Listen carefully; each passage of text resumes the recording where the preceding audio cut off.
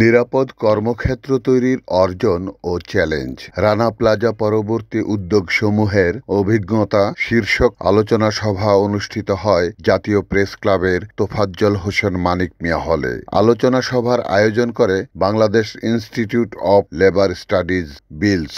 11টি বছর চলে গিয়েছে, আমরা কিন্তু এর কোনো সুরাহা করতে পারিনি। এই লজ্জা আমাদের, এই লজ্জা সকলের।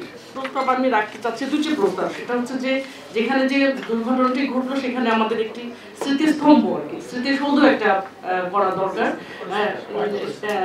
সেটাকেই বলছি। এবং জুরানির যে কবর যেখানে দেওয়া হচ্ছে সেটাও যেন সংরক্ষণ করা হয়, সেই দাবিটা আমি আসলে রাখতে চাচ্ছি। Also, I would like to give credit to Ivy because there's more women labor inspectors that are actually part of the Diet project.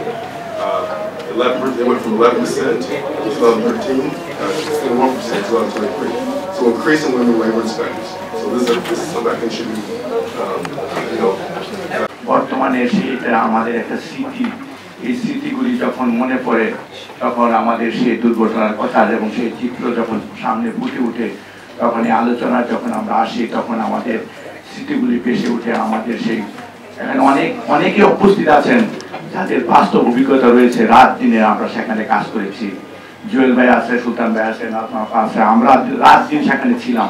এই যে আমার একটা প্রস্তাব হলো সুনির্দিষ্টভাবে যে রানা প্লাজার সেই ঘটনাকে কেন্দ্র করে যে ঘটনা ঘটেছিল একটা পর্যায়ে আসবে, যেটা নিয়ে দেশে বিদেশে আরো বেশি গবেষণা হবে। বাংলাদেশের এটাকে একটা বড় আকারে আমাদের কাছে যার যে সংগঠনের কাছে যে তথ্যচিত্র আছে এটাকে একত্রিত করে একটা বড় আকারে যদি একটা বই করা যায়, একটা পাবলিকেশন করা যায় এবং সেটা বিলস করতে পারে, ইচ্ছা করলে সেই ডকুমেন্টটা বিলসের কাছে একমাত্র সংরক্ষিত আছে আমি জানি।